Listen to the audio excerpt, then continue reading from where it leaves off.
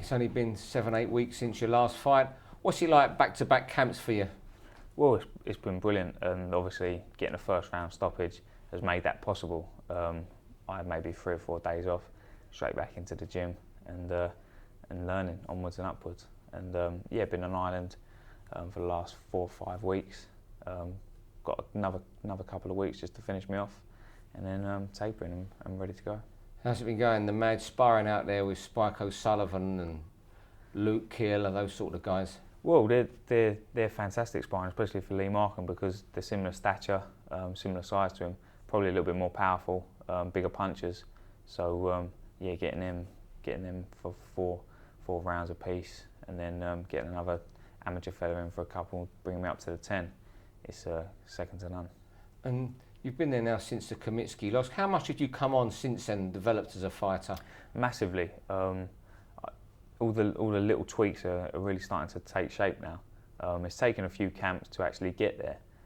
Probably maybe a little bit guilty of trying to overly impress against Andrew Robinson and Ribchev, but then it started to come for the last fight, and unfortunately got him out of there in about 45 seconds, so people didn't get to see the improvements, which maybe is a good thing, because if they had seen them, then we wouldn't be taking a fight. So yeah, it's a blessing in disguise, and I'll be looking to showcase my skills and what I've been learning on May the 9th. And now it's Lee Markham. You've one each in the amateurs. What do you recall of those 2 fights? They was thrilling fights, but I was only 17 at the time, and it's a big difference. 8 years on, fully mature, loved the pro game, training with top quality trainers, and had a lot of experience. So yeah, I think he's gonna have a big surprise when he gets in there with me.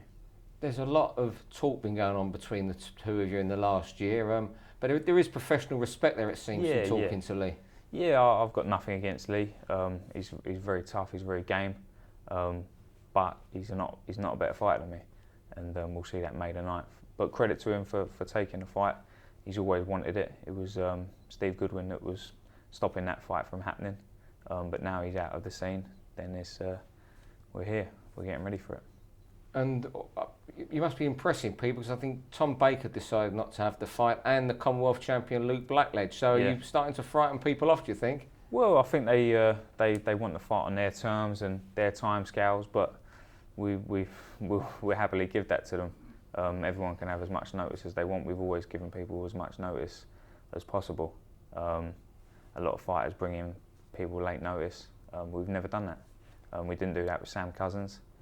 We didn't do that with the last guy that Eubank did a day's notice, and Ribchev got the same as well. So all these fighters, we're giving them the full 5-6 weeks that they need, and they're coming in the absolute best of their ability, and I'm beating them in the same fashion as all the other guys that are taking them on day's notice. So Lee Markham comes forward. He is the sort of opponent, though, isn't he, who should let you show everything you're learning in Ireland. You're not going to have to go looking for him. He's suited to my style. Let's put it that way. I'm not going to go chasing him. He's going to walk onto the firing line, and yeah, I can't wait for it. I really can't. What do you think Lee's strengths are? I think his strength is his bravery and his toughness, and his willingness to come forward. But that's also his weakness against me. So unless he learns to box and move on the back foot in the next 2 weeks, then he's going to be in a world of trouble. And even then, I'll hunt him down, and I'll bash him up.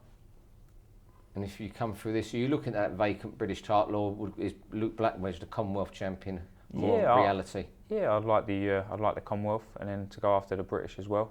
But as I say, I'm 6th in the world with the WBO now, so just keep climbing that ladder and look at the world titles for sure. And we've got Billy Joe Saunders and Chris Eubank on the bill at Wembley. Yeah. But Buglioni against Markham, WBO European title.